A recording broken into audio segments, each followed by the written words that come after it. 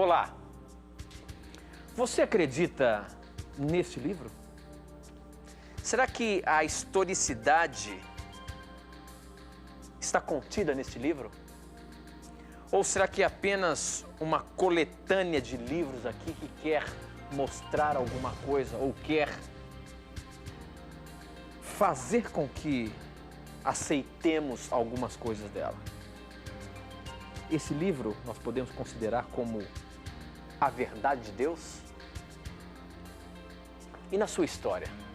E na história da humanidade? Esse livro fala alguma coisa? Representa alguma coisa? Esta e muitas outras questões você acompanha agora, pois está no ar, Na Mira da Verdade.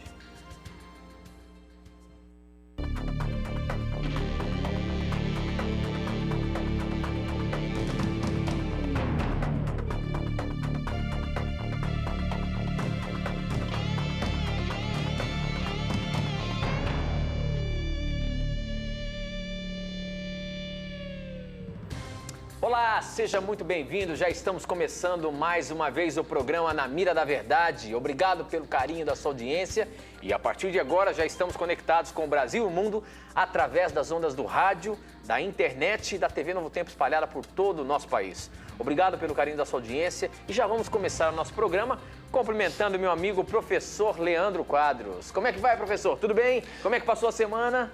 Semana muito agradável, meu amigo, e pude conhecer amigos novos, Tito, telespectadores tão queridos. Quando eu voltei esse fim de semana de Belo Horizonte, eu conheci no aeroporto de Belo Horizonte o Wagner e a Karine, amigos gaúchos, irmãos da Igreja Assembleia de Deus, que eu tive o privilégio de conhecer no aeroporto. Um abraço, meus amigos, foi uma satisfação conhecer vocês. Um abraço também para Adriana e Eliandro, um bebezinho de 8 meses, são de Presidente Prudente, um abraço para eles. Um abraço também para a dona Raimunda de Belo Horizonte, uma avózinha, a avózinha do Matheus Vasconcelos, da Igreja do Bias Fortes, que gosta muito do programa. Um abraço também para todos os irmãos e amigos da Igreja Adventista de Sete Lagoas, Minas Gerais. Eles estiveram presentes também lá na programação. Um abraço a vocês. E o último abraço ao Tenente Valmir, não é? Há pouco tempo ele se tornou adventista, né? Gosta muito do programa. E um abraço também para os filhinhos, a esposa dele, o Jonathan, Jéssica, Jennifer e a esposa Sônia. Obrigado a todos vocês pelo carinho que tem para com Na Mira da Verdade. Ok, professor. Eu não posso deixar de cumprimentar os meus amigos da Rádio Novo Tempo que acompanham a gente, que estão aí sintonizados através da Rádio Novo Tempo e nos ouvem.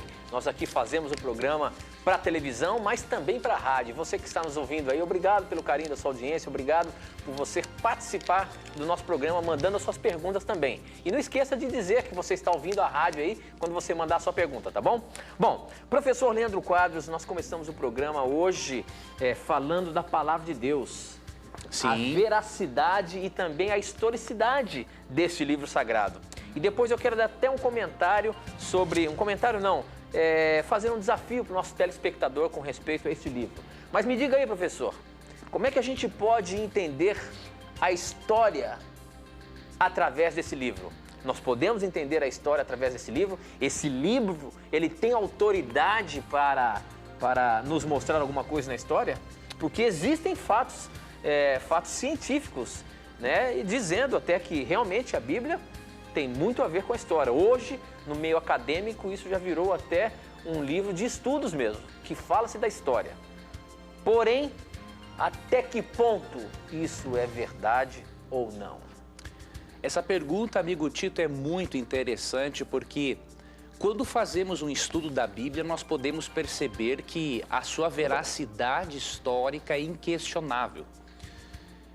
Eu vou apresentar aqui um breve estudo sobre um capítulo da Bíblia que eu gostaria de incentivar a toda pessoa a ler, especialmente o ateu, o agnóstico, que tem sérias dúvidas, o agnóstico neste caso, né, e o ateu que não acredita, na veracidade da Bíblia. Este capítulo é Daniel, capítulo 2. Eu não vou ler todo o capítulo, obviamente, mas eu vou contar um pouquinho da história deste capítulo e vou ler alguns versículos, Tito, que ao compararmos esses versículos com a história, nós percebemos que a Bíblia é perfeitamente confiável. Então, na minha opinião, o capítulo mais importante para comprovarmos a historicidade da Bíblia é Daniel 2. Do que fala Daniel 2? Daniel 2 fala de um sonho que o rei da Babilônia teve. Este rei se chamava Nabucodonosor. Por volta ali de 605 a.C., Nabucodonosor recebeu um sonho em que ele viu uma grande estátua. Essa grande estátua que Nabucodonosor enxergou, ela era dividida em partes. A cabeça de ouro, o peito e os braços de prata, não é? O ventre e o quadril de bronze e as pernas de ferro. Quando Nabucodonosor viu esta estátua, ele não conseguiu compreender aquilo. Deus deu esse sonho profético a ele. E aí Nabucodonosor chamou todos os reis, todos os magos e astrólogos do seu reino para que eles o ajudassem a compreender o significado dessa estátua. Entretanto, nenhuma daquelas pessoas com as suas ciências ocultas pôde revelar a interpretação do sonho, porque era um sonho profético e somente Deus poderia revelar. Daniel foi chamado à presença do rei, às pressas, porque o rei havia decretado o seguinte: se algum sábio de Babilônia não der a interpretação do sonho, ele iria mandar executar todos eles, porque o rei estava tão furioso, tão assim, com tanta vontade de saber o significado do sonho, que se eles não revelassem, ele ia acabar com todos eles. Daniel é introduzido na presença do rei, emergencialmente, depois que Deus havia dado em sonhos o significado daquele sonho de Nabucodonosor para Daniel poder esclarecer ao rei. E aí Daniel começa a explicar este sonho. E aqui nós vamos ver que a explicação de Daniel está em total harmonia com a história. Agora eu faço uma observação, amigo telespectador e ouvinte. Isso aqui que Daniel passa a descrever foi escrito muito antes de existirem esses eventos históricos. E aqui é que está a chave da questão. Como que Daniel poderia saber de tudo isso com antecedência e depois se cumprir minuciosamente? Então preste bem atenção nisso aqui. No versículo 27, quando Daniel está na presença do rei, ele fala o seguinte: nenhum sábio, encantador, mago ou adivinho é capaz de revelar ao rei o mistério sobre o qual ele perguntou. Mas existe um Deus dos céus que revela os mistérios. Ele mostrou ao rei Nabucodonosor o que acontecerá nos últimos dias. Primeiro ponto, a profecia não pode ser interpretada por astrólogos, porque Deus não usa astrologia. Segundo ponto, o sonho é para os últimos dias e não para os dias de Daniel. Versículo 36. Depois de ele descrever as partes da estátua, ele começa a interpretar. Foi esse o sonho, e nós o interpretaremos para o rei. Tu, ó rei, és reis de reis. O Deus dos céus concedeu-te domínio, poder, força e glória. Nas tuas mãos ele colocou a humanidade, os animais selvagens e as aves do céu. Onde quer que vivam, ele fez de ti governante deles. Tu és a cabeça de ouro. Então, a primeira parte da estátua, que é a cabeça de ouro, representa Babilônia, o Império Babilônico, que dominou o mundo ali entre 612 e 539 a.C. Só que tem um detalhe, no verso 39, ele continua explicando: depois de ti surgirá um outro reino, inferior ao teu. Na história, queridos, o reino que sucedeu Babilônia foi Medo-Pérsia, né? Que dominou o mundo de 539 a 331 a.C. Em seguida surgirá um terceiro reino, reino de bronze, que governará toda a terra. Aqui é a Grécia, que dominou o mundo de 331 a 168. E no versículo 40, finalmente haverá um quarto reino, forte como ferro, pois o ferro quebra e destrói tudo.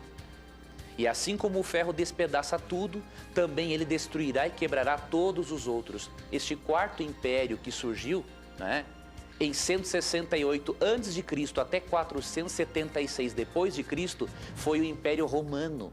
Roma, o símbolo de Roma, era o metal. O símbolo de Babilônia era o ouro. Então Deus começa, através dos metais da estátua, a mostrar o surgimento de 4 grandes impérios mundiais: Babilônia, Medo-Pérsia, Grécia e Roma. E isso, amigo telespectador e ouvinte, muito antes de a história existir, desses eventos históricos existirem. Agora, não termina por aqui a visão, tem mais um detalhe que é fundamental.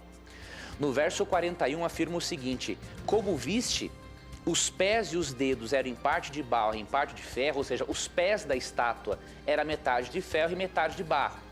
Isso quer dizer que esse será um reino dividido. Aqui se refere à divisão do Império Romano. E essa divisão ocasionou o quê? Os países da Europa. Então percebam uma coisa. A primeira parte da estátua, Babilônia, já se cumpriu. Surgiu Medo-Pérsia, surgiu Grécia, surgiu Roma e surgiram os países da Europa. O que viria depois disso? Versículo 44. Na época desses reis, o Deus dos céus estabelecerá um reino que jamais será destruído e que nunca será dominado por nenhum outro povo. Destruirá todos os reinos daqueles reis e os exterminará, mas esse reino durará para sempre. Esse é o significado da visão da pedra que se soltou de uma montanha, sem o auxílio de mãos. Pedra que esmigalhou o ferro, o bronze, o barro, a prata e o ouro. Aqui menciona que quando Nabucodonosor, no seu sonho, viu uma pedra descendo dos céus e que derrubou e esmiuçou a estátua, aqui no versículo 44 e 45 afirma que esta pedra simboliza o reino de Deus que virá a este mundo na volta de Jesus Cristo.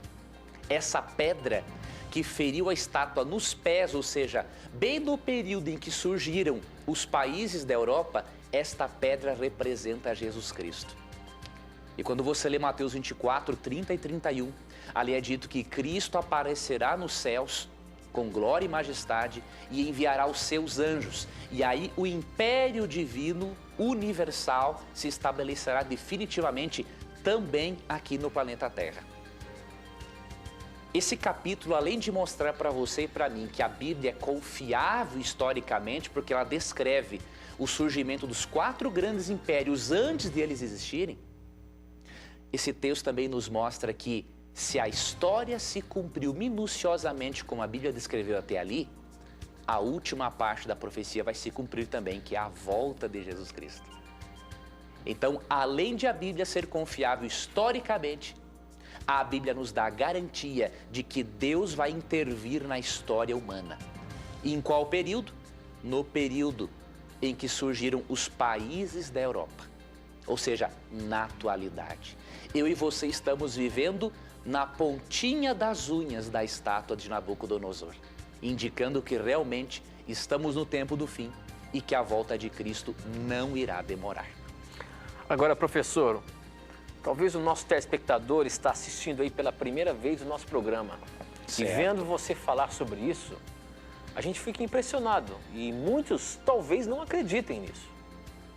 De que a Bíblia Sagrada está mostrando algo que aconteceu na nossa era há muito tempo atrás. Há muito tempo atrás. Porque hoje o que a gente vê, se a gente pesquisar na internet sobre a história da Bíblia, a historicidade da Bíblia, o que eles começam a dizer é que a Bíblia ela se propõe a mostrar, por exemplo, a história do povo de Israel, a história do povo judeu. A gente percebe que isso, o que você mostrou pra gente, nos mostra que tem a ver com toda a humanidade. Exatamente, Tito. Com toda a humanidade, desde o início até os dias em que nós vivemos. E mais uma vez, esse livro, ele se prova ser a verdade de Deus. Exatamente, meu amigo. Agora, existem muitos questionamentos. Você quer ver qual um? Nós temos aqui uma que chegou pelo nosso blog. Já já eu vou falar para você como que você faz para participar do nosso programa, mandando sua pergunta, mas essa chegou aqui a semana passada no nosso blog, e eu separei, no nosso blog não, aqui pela internet, através do nosso blog, e eu separei ela porque nós começaríamos o programa falando sobre a Bíblia Sagrada. E quem mandou essa pergunta foi o Herbert, ele é de São José dos Campos, e ele diz o seguinte: queridos, os evangelhos apócrifos sugerem um relacionamento mais íntimo de Jesus com Maria Madalena. Há alguma possibilidade dessa relação ter sido consumada e tal evento ter sido velado? Olha só, professor. Quando a gente fala da Bíblia Sagrada, a gente sabe também que existem livros da Bíblia, existem alguns livros da Bíblia que são considerados como apócrifos e que não estão nessa Bíblia que nós conhecemos. Existem alguns exemplares que têm esses livros. Agora, vem cá. Que história é essa de livros apócrifos? Outra pergunta, quem foi que organizou a Bíblia Sagrada? Enfim, como é que a gente pode acreditar nesse livro se tem algumas coisas, alguns fatos que me parecem ser obscuros, professor? Como, por exemplo, essa história de Jesus. Será que Jesus teve algum relacionamento mais íntimo com Maria Madalena, como alguns filmes da Broadway aí apresentam, professor? Pois olha, amigo Tito e amigo Herbert, né? Se Jesus tivesse tido uma esposa, não vemos na Bíblia algo que condenasse isso. Entretanto, conhecendo o ministério de Cristo e percebendo, assim, a forma como ele lidou com a sua mãe no fim da vida, nós percebemos que ele realmente nunca foi casado. E que esta informação de que Cristo teve um relacionamento com Maria Madalena é uma informação realmente apócrifa, escrita por um judeu que queria desacreditar a Cristo como Messias. Agora, o que quer dizer apócrifo, professor? Boa pergunta. A palavra apócrifo, Tito, quer dizer escondido, oculto. E o livro obtém esse nome porque o seu autor é oculto. O indivíduo escreve um livro, mas ele não se identifica. Ele utiliza muitas vezes o nome de outra pessoa para tentar dar credibilidade a este livro. Então era comum os judeus fazerem isso. Então esse evangelho, né, que fala, se eu não estou enganado, o evangelho de São Tomé, não estou bem lembrado agora, que fala de Jesus tendo um relacionamento com Maria Madalena, isso é um absurdo, não combina com nada do que a Bíblia descreve sobre Cristo. Por quê?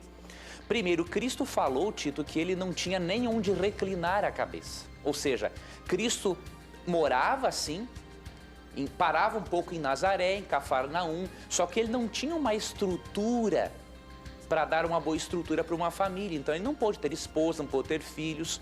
Outro motivo, Cristo é Deus, de acordo com João 1:3.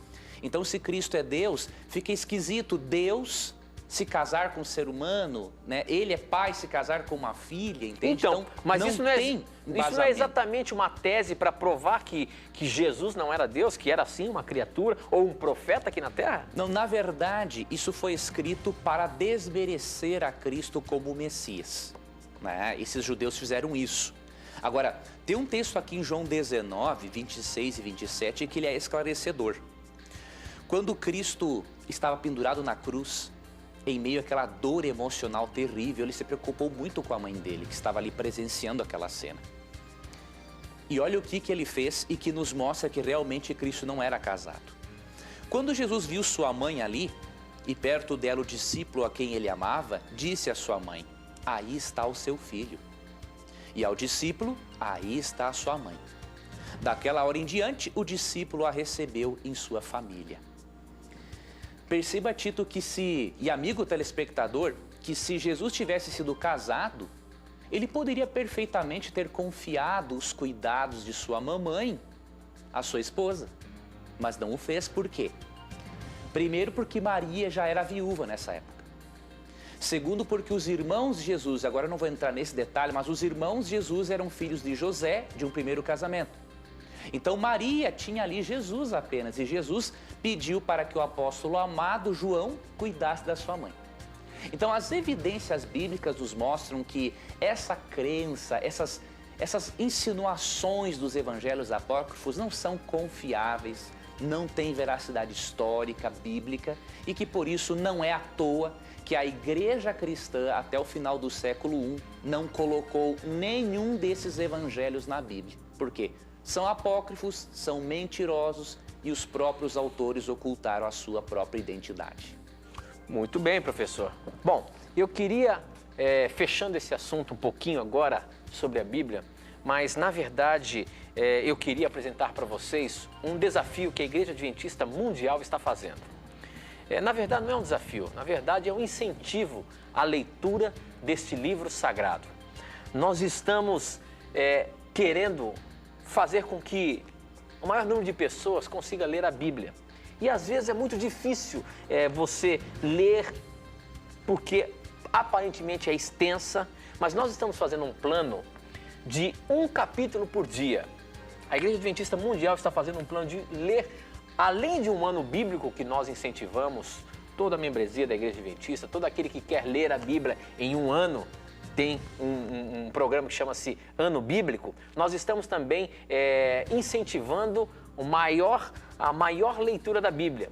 E você ler um capítulo por dia, até o ano de 2015, você vai ler a Bíblia inteira. Você já pensou você passar todos esses dias até o ano de 2015 tendo um relacionamento com Deus através da Bíblia Sagrada? Porque, afinal de contas, você vai ler um capítulo por dia, mas você vai estar em comunhão com o Pai.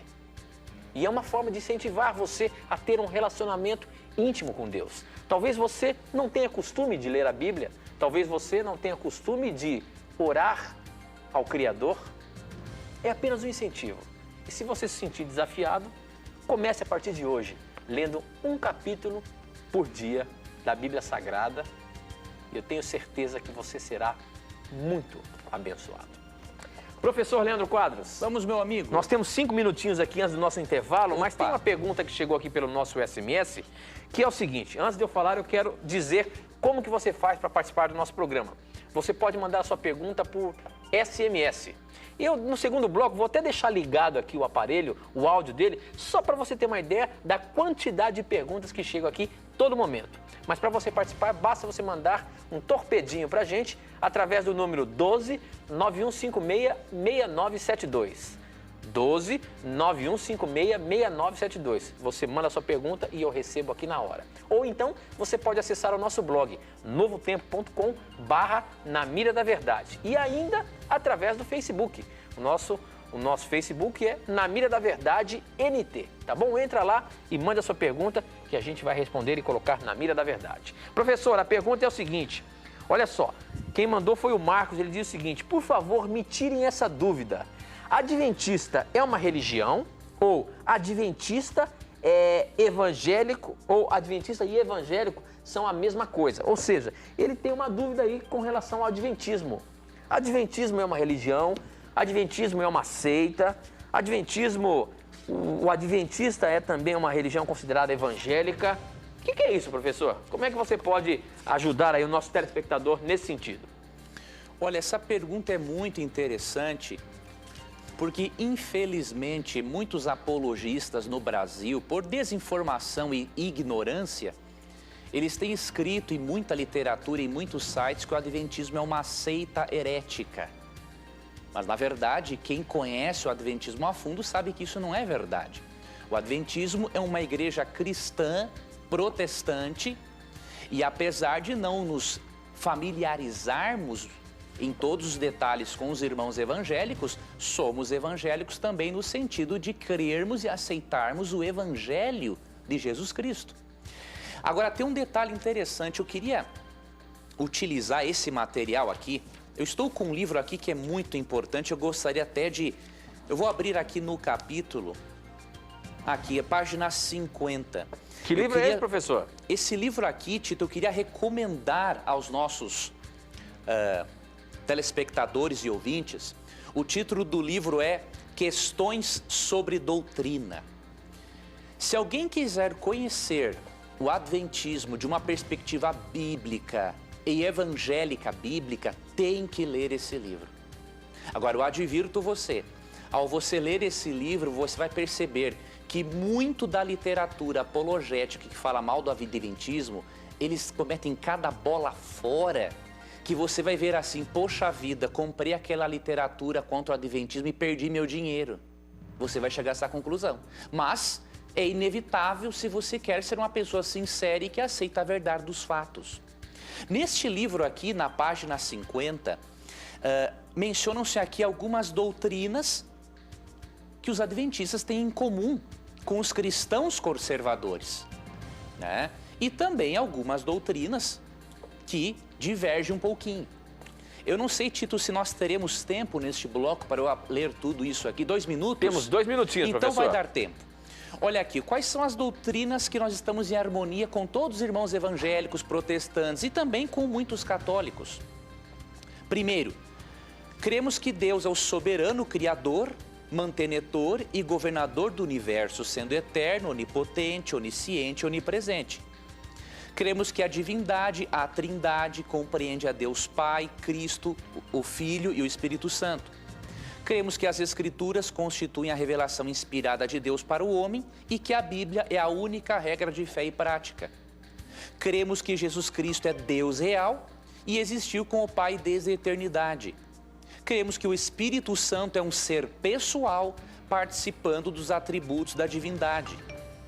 Que Cristo, a palavra de Deus, encarnou por meio da miraculosa concepção e do nascimento virginal e viveu na terra uma vida absolutamente sem pecado.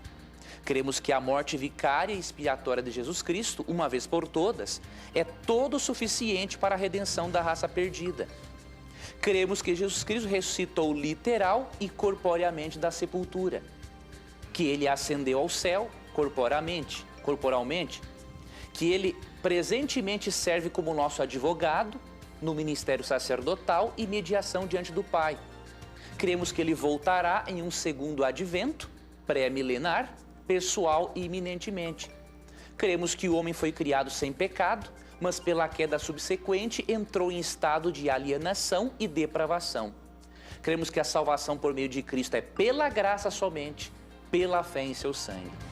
Cremos que a posse de uma nova vida em Cristo ocorre pela regeneração ou novo nascimento. Cremos que o homem é justificado pela fé, que o homem é santificado pela permanência em Cristo através do Espírito Santo, que o homem será glorificado por ocasião da ressurreição ou trasladação dos santos, quando o Senhor voltar, que haverá um julgamento de todos os homens e que o Evangelho deve ser pregado em testemunho a todo mundo. Então eu li nada menos que 19 pontos em que o Adventismo está em harmonia com os cristãos protestantes e com os credos, né, históricos. E depois temos as doutrinas distintivas. Nós cremos na existência de um santuário celestial e que Cristo é o ministro desse santuário. Cremos no dom profético dado a Ellen White. Cremos na observância do sábado como evidência do nosso amor pelo Deus Criador e nas 3 mensagens angélicas de Apocalipse 14, bem como também no juízo investigativo e no sono da alma por ocasião da morte. Então não há, querido amigo, justificativa para que os apologistas os considerem uma seita herética, a menos que eles queiram continuar na ignorância. Então, leia este livro e não tenha dúvidas. A Igreja Adventista é uma igreja cristã que está em harmonia com o cristianismo protestante. Muito bem, professor. O nosso tempo não para, nós temos que ir para o intervalo. Você está vendo, ó, para você mandar a sua pergunta, basta entrar no Torpedo SMS, o número é 12 91566972. Manda a sua pergunta, que ela vai estar na mira da verdade. E eu vou deixar depois aqui um pouquinho ligado, só para você ver a quantidade de perguntas, porque tem muita gente que não acredita que chegam as perguntas aqui. Mande a sua pergunta, ela vai estar na mira da verdade. Nós vamos para um breve intervalo, a gente volta já já.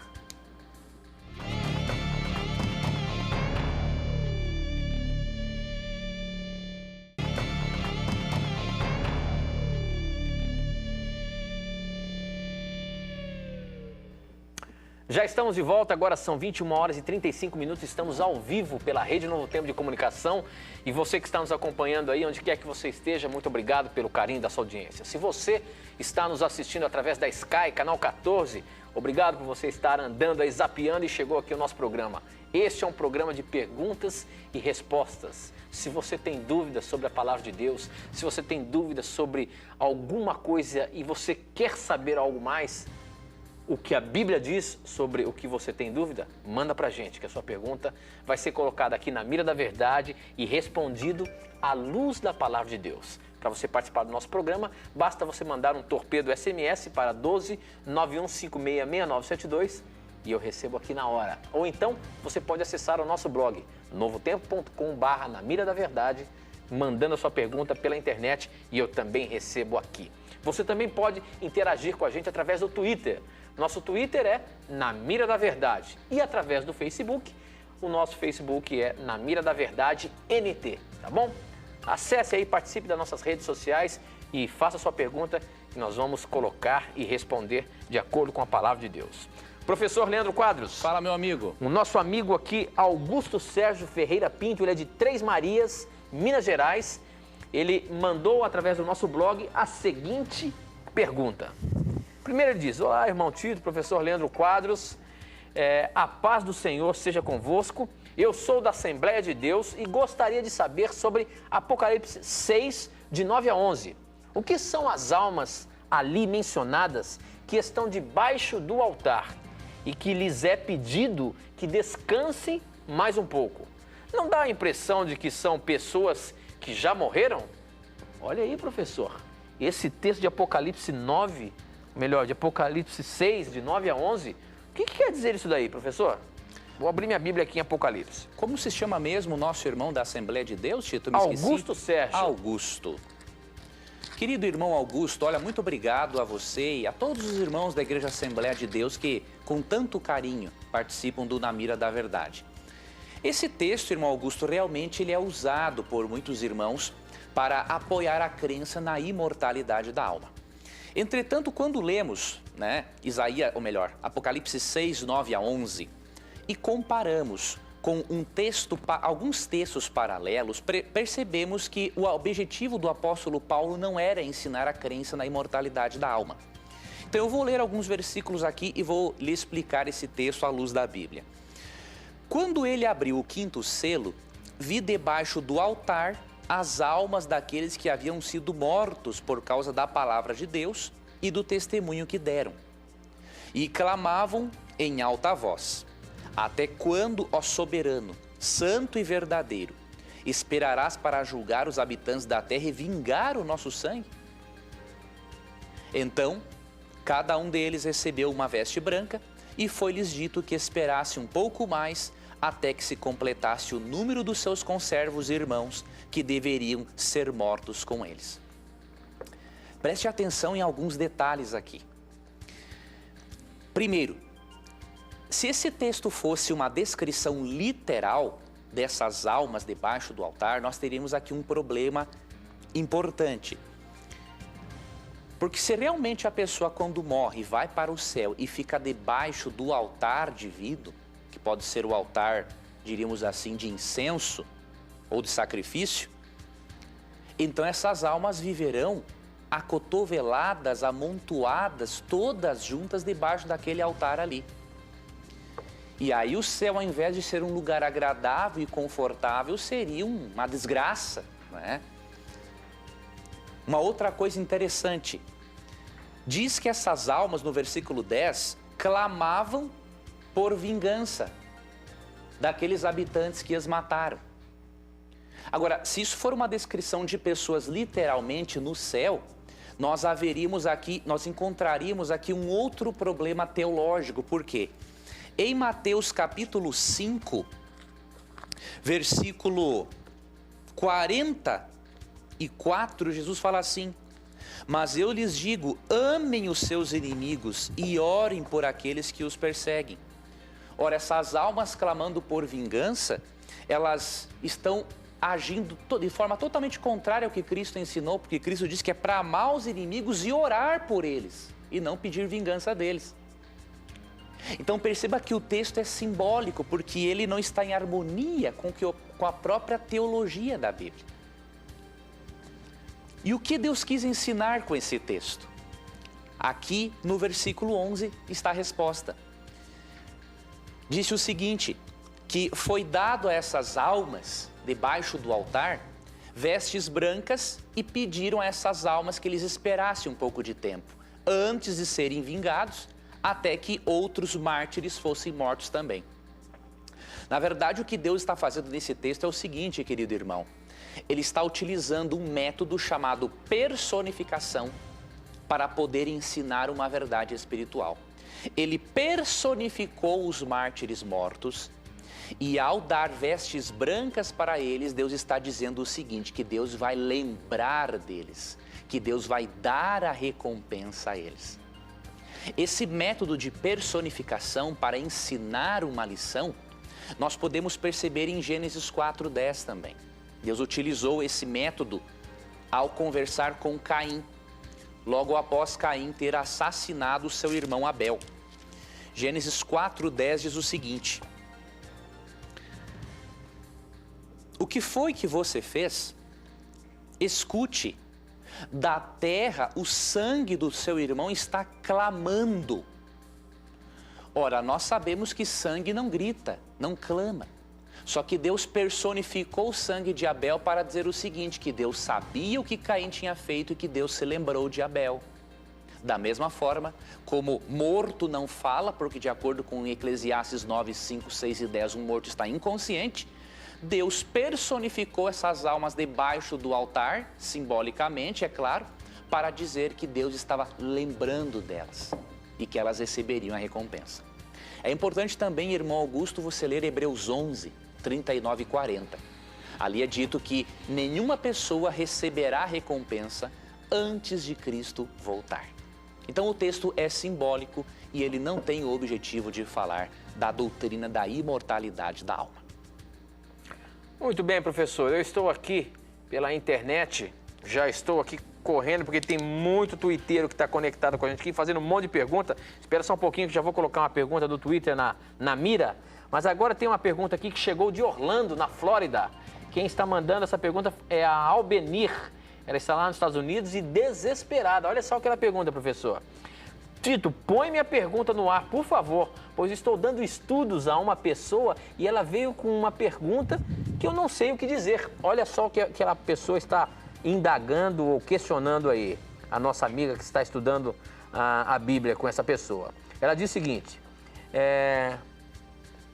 por que Jesus, sendo filho de Deus, precisou viajar no período, olha só, professor, dos 13 aos 30 anos para a Índia, o Tibete, para aprender com os monges como levitar, como curar, como fazer os milagres, vindo a casar-se com Maria Madalena e depois morar em Caxemira, onde teve filhos e filhas, vindo a morrer com 102 anos e até hoje seu túmulo se encontra em Caxemira. Professor, que história é essa aqui? Que pergunta é essa? Que viagem foi essa que Jesus fez dos 13 aos 30 anos para o Tibete para estudar com monges? A Bíblia fala alguma coisa sobre isso, professor? Pois olha, amigo Tito e querido irmão, um abraço para você que está aí em Orlando, na Flórida. Muito obrigado por sua pergunta.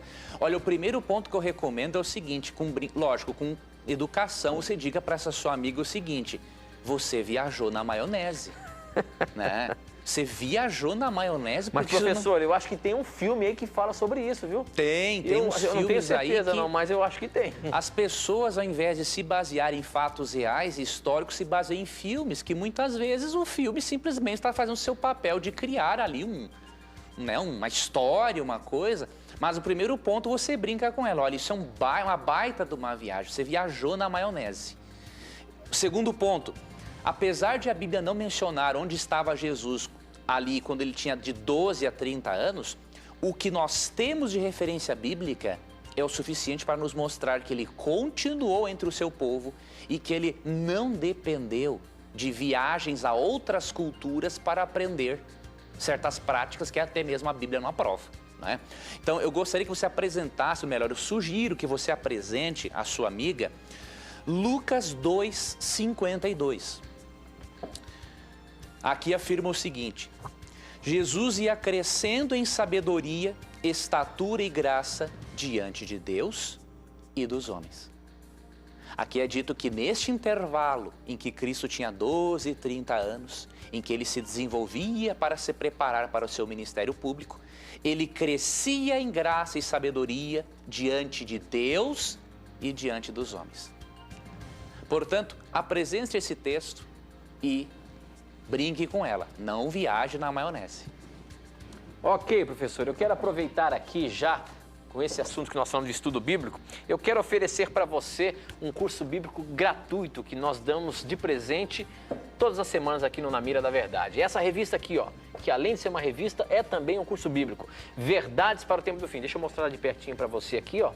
Para você receber essa revista aí na sua casa sem pagar nada, basta você acessar o nosso blog, novotempo.com/Na Mira da Verdade, e você vai ver ali que no canto direito tem um espaço escrito assim, revista gratuita. É só você clicar lá, preencher com seus dados, seu endereço completo, enfim, para que você possa receber aí na sua casa sem pagar nada, tá bom? Essa revista tem 16 temas aqui que vai ajudar você a conhecer a palavra de Deus, que vai ajudá-lo a entender mais o que Deus quer para a sua e para a minha vida. Verdades para o Tempo do Fim. É só você escrever para a gente e você vai receber aí gratuitamente na sua casa, tá bom?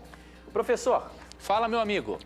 Os nossos amigos do Twitter estão aqui ansiosos para que a gente coloque as perguntas deles na mira. Então vamos colocar essas perguntas deles. E olha só, tem muita pergunta boa aqui no Twitter, professor. Hoje, a propósito, o programa está bombando, porque tem centenas de perguntas que chegou pelo nosso blog, tem centenas de perguntas que não param de chegar pelo SMS. Que coisa boa, e o Twitter também. Olha só essa pergunta do Vicenzo, que ele diz o seguinte: me ajudem. O pecado foi necessário, uma vez que só através dele Adão saberia discernir entre o bem e o mal. É isso mesmo, professor? Isso dá a entender de que realmente o pecado tinha que ser necessário, porque só assim Adão pôde entender entre o bem e o mal. É verdade? Era para acontecer isso? Isso já estava previsto? Quer ver uma coisa, querido Vicenzo? Eu vou ler para você um texto que vai lhe mostrar que o pecado não era necessário. Quer ver o porquê? Aqui em João 8:44, ao falar sobre o inimigo de Deus, o diabo, Jesus fala assim: vocês, falando aos fariseus da época, né? Vocês pertencem ao pai de vocês, o diabo, e querem realizar o desejo dele. Ele foi homicida desde o princípio e não se apegou à verdade, pois não há verdade nele. Quando mente, fala a sua própria língua, pois é mentiroso e pai da mentira. Perceba, Jesus fala que Satanás foi homicida e mentiroso desde o princípio, muito antes de Adão. Então Adão poderia discernir entre o bem e o mal, tendo conhecimento do caráter do Deus amoroso que o criou e tendo conhecimento dos resultados da rebelião de Lúcifer contra Deus. Então o pecado não foi, diríamos assim, um mal necessário. Ele já poderia discernir entre o bem e o mal. Lógico que ele não sabia o que era o mal. Ele não sabia o que era sentir o mal. Mas ele poderia discernir. Levemos em conta ainda que Adão era perfeito mentalmente. Todas as faculdades mentais no auge. Então, compreender que Deus é bom e que Lúcifer não poderia ter se rebelado contra Deus, isso era o mínimo que poderia acontecer para uma mente tão avançada como a de Adão.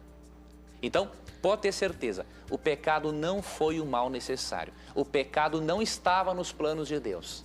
Se o pecado estivesse nos planos de Deus, Deus seria o autor do pecado. E aí, nos meteríamos aí em problemas teológicos de tamanha grandeza.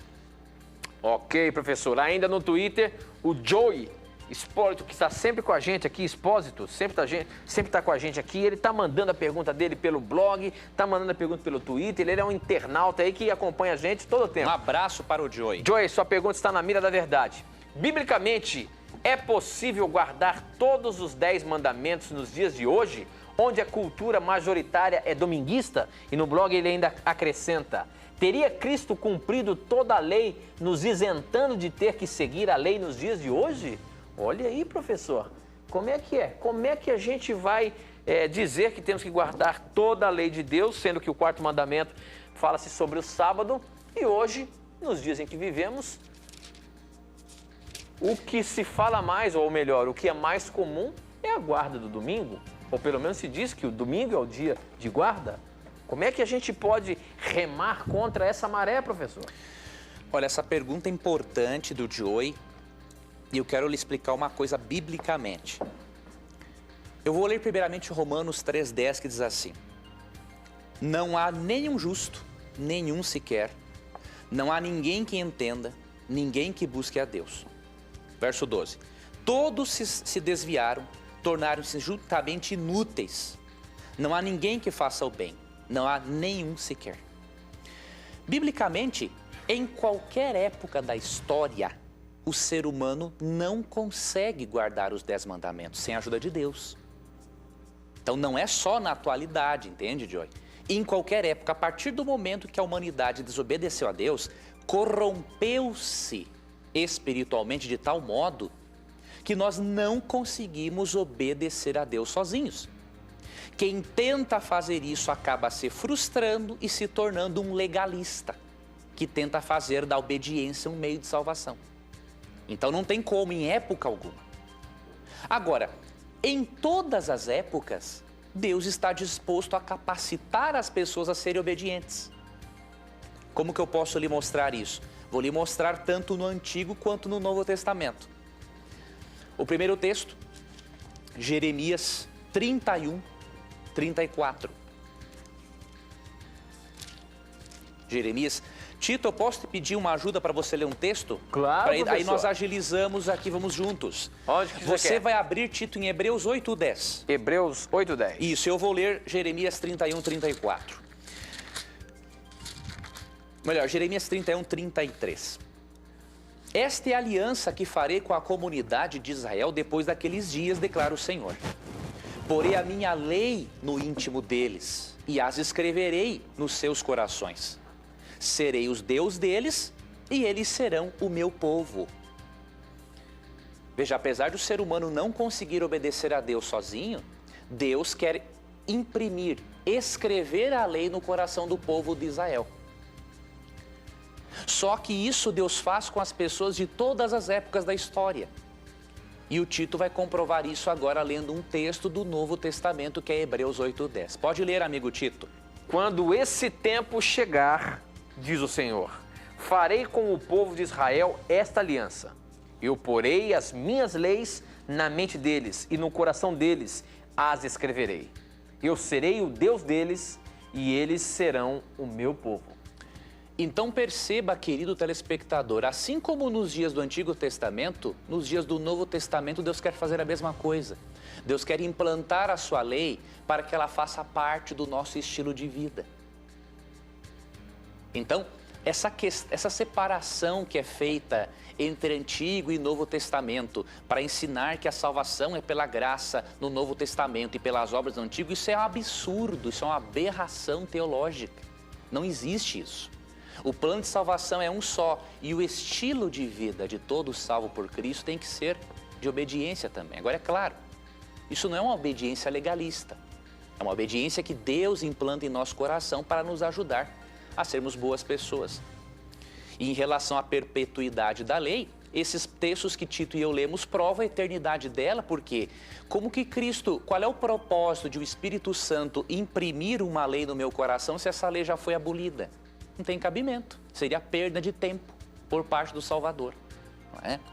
Precisamos estudar com muita seriedade Mateus capítulo 5 até o capítulo 7, que é o Sermão do Monte de Jesus, né? Ali no capítulo 5, especialmente no verso 17, Cristo fala assim: não pensem que vim revogar a lei ou os profetas, não vim revogar, vim cumprir. Se você ler esse texto naquele Novo Testamento judaico publicado pela editora Vida, a palavra cumprir foi corretamente traduzida do grego e consta assim: não vinha revogar a lei, vinha o que? Completá-la. Ou seja, ele veio dar o verdadeiro significado da lei. Então, compreendamos esse assunto biblicamente. E lembremos, em qualquer época da história, não conseguimos fazer o bem sem Deus. Mas em todas as épocas da história, Deus está disposto a nos ajudarmos a sermos pessoas de bem, escrevendo implantando os seus princípios morais no nosso coração. Muito bem, professor. Agora, pelo nosso torpedinho aqui, a pergunta é a seguinte. A Bíblia relata que o dia em que Jesus voltar, ninguém sabe, senão o Pai. Ora, Jesus não é onisciente? Como pode não saber dessa data? Quem pergunta isso é o Samuel de São José, lá em Santa Catarina, professor. Samuel, como é que fica isso aí? Samuel. Se o próprio Jesus disse que a data da sua vinda ninguém saberia senão o Pai, ele não é onisciente?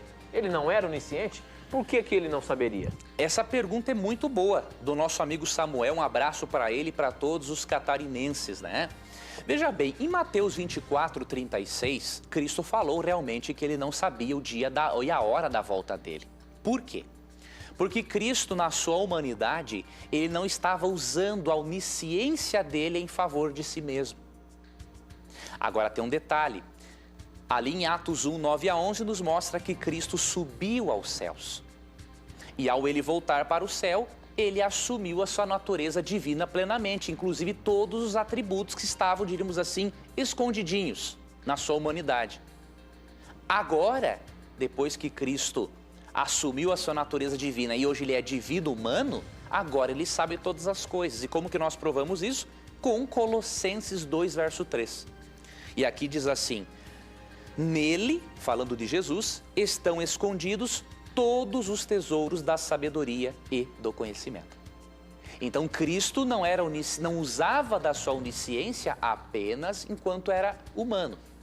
Agora, quando ele assumiu também a sua forma divina, o seu atributo da onisciência voltou a ser usado. Por quê? Porque nele estão escondidos todos os tesouros da sabedoria e do conhecimento. Ou seja, Cristo é onisciente, assim como Deus Pai e assim como o Espírito Santo. Muito bem, ainda pelo torpedo, a pergunta é a seguinte: quando Jesus ressuscitou, ele não apareceu logo aos discípulos. Por onde ele andava? Olha aí, professor. Ele, quando ressuscitou, ele foi para algum outro lugar? Porque existe até texto achando que Jesus foi pregar aos mortos lá. Como é que fica isso aí? É nesse momento aí ou não tem nada a ver? Aqui tem um detalhe interessante, ó. Quando nós lemos João 20:17, nós temos uma luz, uma pequena luz do que aconteceu. A Bíblia não fala diretamente, mas temos uma pequena luz. Em João 20:17, quando Cristo ressuscitou, Maria Madalena, ao ver a Cristo ressuscitado, se ajoelhou para adorá-lo. E Cristo teve uma reação aqui interessante, que nos leva a tirarmos algumas conclusões. Ele falou o seguinte: não me segure, pois ainda não voltei para o Pai. Vá, porém, a meus irmãos e diga-lhes: estou voltando para o meu Pai e Pai de vocês, para meu Deus e Deus de vocês. Aqui Jesus não aceitou a adoração de Maria Madalena. Agora, quando você vai para o verso 28, ele aceita a adoração de Tomé. Olha o que diz aqui. Quando Tomé viu a Cristo, Tomé falou assim: Senhor meu e Deus meu. Então Jesus lhe disse: porque me viu, você creu? Felizes os que não viram e creram. Por que Cristo aceitou a adoração de Maria e não aceitou, não aceitou a adoração de Maria e aceitou a de Tomé? No verso 19 ele fala assim: ainda não subi para o meu Pai. Ou seja, Cristo queria primeiro subir ao céu para ter certeza que o sacrifício dele foi aceito, para depois ele receber a adoração. Então, com esses textos, nós podemos ter aqui uma grande insinuação de que Cristo foi ao céu para ter certeza da aceitação do seu sacrifício e depois ele voltou para a terra, ficou mais 40 dias com os discípulos e aí depois voltou definitivamente. Muito bem, professor. Chegamos ao final de mais um programa Na Mira da Verdade. Rapaz, passou muito rápido. É muito rápido, né, professor? Nossa! Mas eu queria apresentar para o nosso telespectador que ele pode ter um pouquinho mais de Na Mira da Verdade. Esse é o DVD que nós preparamos com todo carinho para você dar ao seu amigo, para você usar como uma ferramenta de estudo, para você apresentar essas verdades para outras pessoas. Esse DVD, Na Mira da Verdade, você encontra no 0300 789 1111. É fácil. 0300 789 1111. No horário comercial você pode ligar e adquirir esse material que nós preparamos com todo carinho para você, tá bom? Professor Leandro Quadros, infelizmente nós chegamos ao final, nosso tempo já está estourado aqui, não temos mais tempo de colocar nenhuma pergunta na mira. Mas eu agradeço mais uma vez por você estar com a gente aqui respondendo as nossas dúvidas, os nossos questionamentos. E a gente se encontra na quinta-feira ao vivo pelo Twitter, no Twitchcast, às 2h da tarde, é isso? Exatamente, no Twitchcast, em 2 da tarde, estaremos juntos pela graça de Deus. Muito obrigado, amigo Tito, pelas perguntas. Obrigado a você, telespectador e ouvinte da Rádio Novo Tempo, pelo seu carinho, por enviar suas perguntas, por estudar a Bíblia conosco. Passe no blog do programa novotempo.com/na mira da verdade. Ali, além de conhecer nossos artigos, ver os nossos vídeos, você pode obter informações também do livro Na Mira da Verdade. E nunca esqueça, sempre que você tiver a coragem de perguntar, a Bíblia, a palavra de Deus, terá coragem de lhe responder. Sempre na mira da verdade. Até o nosso próximo encontro. Tchau.